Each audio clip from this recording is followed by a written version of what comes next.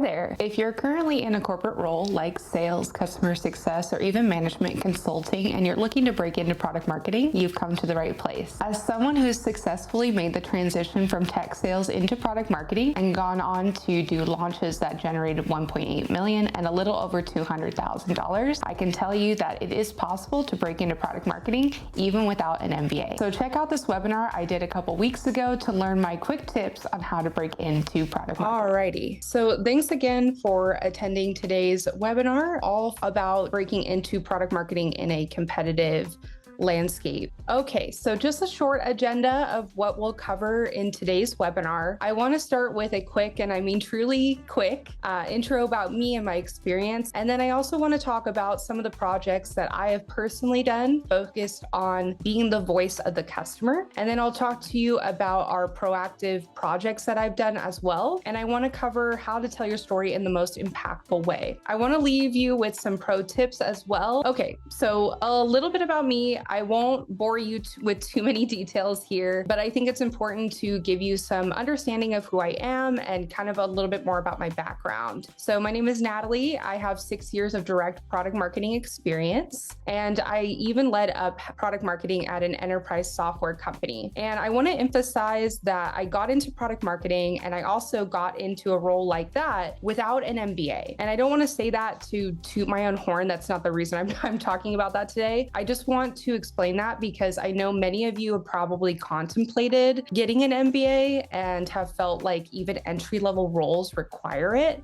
which is crazy. And that was at least my experience 6 years ago. But I'm living proof that you can break into product marketing without an MBA. Now, if you want to get an MBA to build a network or for some other reason, please, by all means do. It's just, I don't know if you're like me and you didn't want to take on the debt. I just want to show you that you can break in without having to get an MBA if you don't want to. I also have 4 years of tech SaaS sales experience, and I focused on selling to recruiters and recruiting companies. And so I understand how recruiters think. I know what they're looking for beyond just like the things that you see on social media in terms of your resume. And I also have a large network of recruiters. So I've interviewed hundreds and hundreds of times as I've job hopped essentially every year of my 20s. So I have a lot of experience at different kinds of organizations as well. And I've landed competitive roles at, companies, even with a gap on my resume. And lastly, just a couple key stats to know. I launched a program that generated 1.8 million in 7 months. And I also revamped website copy, which generated 97K in completely self-service revenue. And then lastly, I was the head of the product launch for a product launch that generated a little over 200K in 30 days. Now, all this to say, I feel very confident that I know product marketing, and I also know how to interview well. Lastly, I know how to break into product marketing without an MBA. And so I want to share today some of the things that I did that are really actionable that you can do right now to break through and to stand out during your product marketing candidacy. So let's get into the real life examples of what I've done. No gatekeeping here. And I hope that they're helpful for you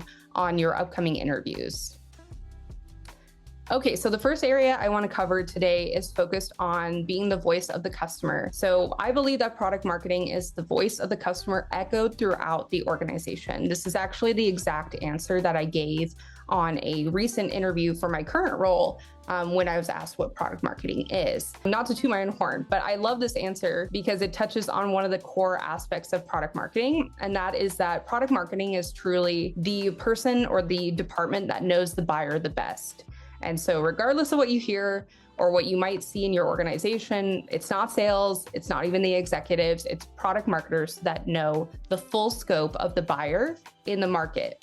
And the full scope of the buyer in the market is breaking down different buyers and where they're at. So product marketers know their current customers, of course, they know their competitors' customers, they know those that are evaluating proactively, and they also know those buyers who fit the ideal customer profile or the right people to talk to or sell to, but aren't really doing anything right now. They're not actively evaluating. So with this in mind, I want to talk about something that I've done on my interviews in the past. And this activity has done wonders for me, and it doesn't take a ton of time. And I know many of you, it's a really tough market right now. It's very competitive. And I know you're applying to so many jobs and they're asking you to personalize everything. They're asking you to be prepared, which you always should be. But I want you to know that I'm looking at this and sharing these ideas from the lens of like I want you to be able to be prepared, but also not have to take on so much things that will take too much of your time and just aren't scalable. So what I usually do is I'll read through customer case studies of the company I'm interviewing with, and I'll jot down some common challenges they face before implementing the company's product or services. And I'll also look at use cases, so AKA how a customer actually uses the product or service to solve those challenges. Now, if I had time, what I would do is I actually copy and paste the text of the case study into ChatGPT. Like I'd put multiple case studies in there, and then I would give it the prompt of show me the common challenges the customers face and use direct quotes to support your findings. And this has really helped me to show up on my interview as extremely prepared and insightful as a candidate, because I have a few key use cases that I notice that their customer tends to use their product to solve that problem. And then I also have a good understanding of their target customer, their ideal customer profile. Okay, so I actually looked back at my resume and my cover letter that I used to land my first PMM role when I came from tech sales. And I noticed that there was a common thread. Every single line in my resume was talking about being proactive. And I think that's something that we don't really talk about a lot in terms of standing out in product marketing. I think a great way to stand out in your product marketing interviews is demonstrating that you're proactively solving a problem that the organization or maybe a certain department is having a tough time in. You find a solution and then you share it out to multiple departments for the benefit of their function. And so what is this also demonstrating? Well, it's also demonstrating in a way empathy. And I love this quote from a PMM leader and a hiring manager that really stood out to me. She mentioned that when looking at product marketing candidates or even people that are currently in product marketing that are successful, she noticed that the common thread was that they're empathetic. So empathy helps, in her words, empathy helps to understand where others are coming from. And this is the foundation of great messaging and positioning, as well as great collaboration. And I really want to drill on the internal collaboration side of that quote. So I'm going to go to the next slide here. So here's an example of what I actually did to showcase that I was being proactive in collecting information about customers and then sharing it with other teams who might find it helpful. So I know that I was in sales, so a lot of these examples are going to be focused on if you're currently in a sales role, but I hope that they can plant a seed, even if you're not currently in a sales role, for the kinds of activities that you can do just to kind of get your brain going, kind of brainstorm. So what I did was I made notes on vertical specific feedback I was getting from my sales calls. So I was taking all these cold calls every day, some inbound, and I was just writing down if there were some commonalities in terms of use cases or challenges from certain industries, AKA verticals. If you're not in sales, you can also read through your customer case studies or even competitors' case studies, and you can find those use cases and trends as well. And I then created a vertical or a industry specific email campaign. And I tracked the performance in terms of the click-through rate, and also how many people scheduled a discovery call with me to learn more from a certain email. So if you're in sales, like I used a tool like Outreach, there's also like SalesLoft or Groove. These are all really common like sales automation tools.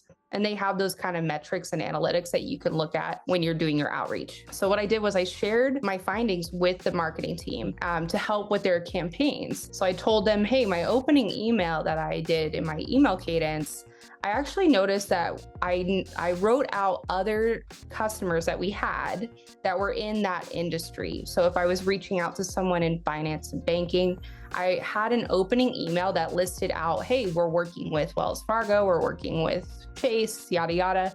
And it seemed to convert higher. So it seemed to lead to people wanting to have a call with me to learn more. If you can think about, even if you're not in sales, if you can think about what does a product marketing or what does a marketing team really care about? Like, what do they really need help with? And this is a really good area. Like anything that you can do in your current role where I am learning so much about the buyer or I'm learning this little thing about a customer, it's not only collecting that, but then sharing it with the team, right?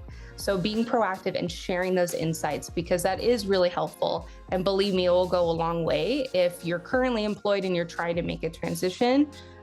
helping your marketing team. Plus, you can put that on your resume, of course. The next thing that I did in terms of being proactive is I knew as a sales rep, I was always looking for statistics to back up what I was saying on the phone to prospects. Because sometimes when you say, hey, this product or service is really popular, a lot of people are investing in it, savvy prospects, potential customers will say, well, what are you talking about? Like, where did you get that information? If the statistics were success metrics from customers, like if I could say XYZ customer that we worked with reduced their cost by XYZ, that was ideal. But if not, I would go and look through reputable, qualified sources to find statistics that kind of backed up what I was saying in terms of what companies in their industry were investing in, what their competitors are doing, or like common challenges. I would look for qualified sources, and I want to emphasize this because I didn't pull statistics from things like statisticsdaddy.com, and I know that's a terrible example, but I just wanted to like share that because you might be doing like take-home assignments, like creating a pitch deck or something like that, and I've seen people use terrible sources for presentations and for like statistics to back up what they're saying, and don't give the customer or anybody the opportunity to what you're saying is not relevant to them. So I would pull statistics from sources like Gartner, Forrester, Gallup, Forbes, Harvard Business Review, McKinsey. These kind of big analysts also in your industry might be a good source for reports. And then I created a spreadsheet by common challenges. So if a prospect had a difficult time making use of their data, or they didn't know how to use their data to improve their operations, for example, I would essentially find statistics that would align with our product offering, kind of like support that our product can really help in this area and solve the challenge for that target buyer. In this case, I would find statistics on how companies are getting value from their data and how it has an impact on their operational costs, for example. So again, I would take this and I would share it with the other teams because I don't know how many of you have actually gone through and tried to find statistics in your market that are from good sources, but it takes a really long time.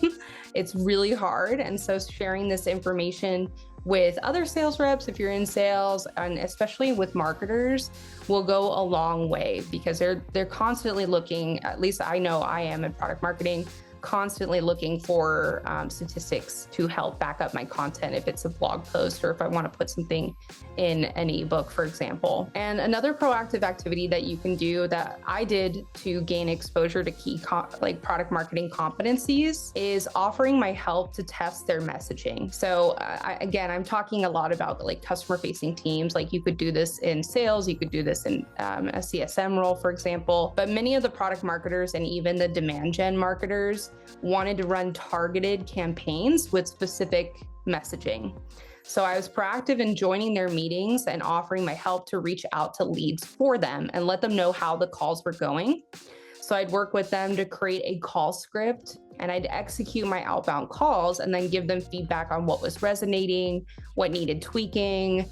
And this not only showed I was being proactive, but it also helped in their messaging for future content and campaigns. All right, and I would be remiss if I didn't touch on such an important aspect of product marketing interviews.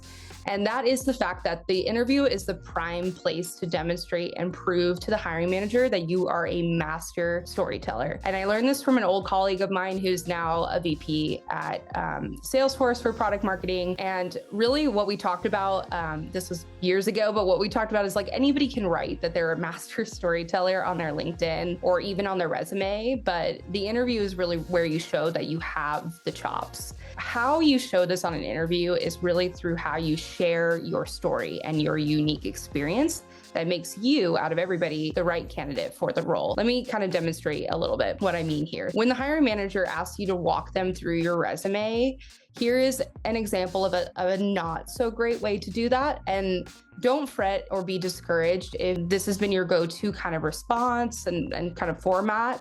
I have done this many times early on in my career, and it takes time to kind of learn how to tell your story in a more compelling way. So the better way, in my opinion, the better way, the more compelling way to tell your story through your resume is to start with your first experience, wherever you started your corporate career, and how you were exposed and gained confidence in a certain PMM core competency. So for me, I talked about how I mastered competitive analysis in my first PMM role. I conducted win-loss analysis. I basically interviewed sales reps who recently won a deal or recently lost a deal, which is much harder to get them to want to talk, but I would talk to them and I would get feedback on the different competitors that they were up against. And then I also led monthly competitive update sales trainings and then created some battle cards as well. And then I kind of move on to my next role where I gained another PMM competency, or I got exposure to that. So for me, I entered the world of product launches and go-to-market strategy. And this is where I mastered, you can insert whatever skill, XYZ, which for me was setting realistic success metrics, working cross-functionally with different teams to do that, and then segmenting my messaging, AKA basically changing my messaging for certain audiences. And finally, at my last organization, or you can say this at my current organization, I took on the challenge of creating multiple launches, with multiple products under a certain theme. That's just my experience, but just so you have something kind of more realistic to think about in terms of your own experience in telling that story. So you can see how we're not getting into, I left this company because I had a horrible boss, or I left this company because they didn't have good work-life balance. You want to kind of avoid the negatives as much as you can. Now, some hiring managers, don't get me wrong, they will kind of nitpick on that. They're human, right? So some things that they do care about, if it's like a job hopping concern, they might dig into that. But in my experience, like being proactive and answering your question this way kind of avoids those conversations. On my last interview, I don't even think we really got into that. You're really showing how you're gaining exposure to a PMM core competency, and you're really taking each kind of experience and building off of that. You keep adding to kind of your overall competency, your overall like product marketing portfolio as you move into different roles or you move to different organizations. So some pro tips. One, I think this seems really basic, but please remember to always do your research, not only on the company, but also on the person that you're speaking to. So I know this sounds really basic, but you don't know how many times I've spoken with former colleagues and friends of mine who are PMM hiring managers, even one at Google, who said that they were shocked that candidates didn't really have a lot of questions that were targeted for that specific interviewer. Just always remember to cater your questions to the person that you're talking to. For example, I know this might be a really basic one, but don't ask the recruiter like super specific details about what success looks like in the role. They obviously got a job description from the hiring manager when they kicked off their search for candidates, but I would say, leave those kind of nitty-gritty questions about the roles and responsibilities with the hiring manager. You could talk about like overall culture with the recruiter. And lastly, this is so important. You need to practice your story and practice the examples that you have to prove that you're capable of executing on the key responsibilities in that job description. Now, I've spoken to some PMM hopefuls who are just not willing to work with me or work with someone in their social milieu, like their partner or a family member, on practicing this, but you will not succeed on these interviews if you don't speak with confidence and you're not concise. So believe me, the hiring manager is judging your communication skills just as much as they're listening to your answers. And so I really want to emphasize that practicing and feeling confident and being concise in your answers is going to make you show up in a really professional way, and it's going to really stand out also to the hiring manager. All right, I hope that you found the webinar helpful today. Thank you so much for watching. I'm actively looking to talk with folks that are currently interviewing for product marketing positions. I really want to understand more about your experience, what resources would be helpful, where you're finding there's challenges as you're trying to interview for these roles and trying to break in. So please feel free to book some time with me if you're open to just having more of a research call. I'm not trying to sell you anything. I'm just trying to understand a little bit more about your product marketing experience as you're trying to break into the role. Thanks so much for watching, and I'll catch you in the next one. Take care. Bye.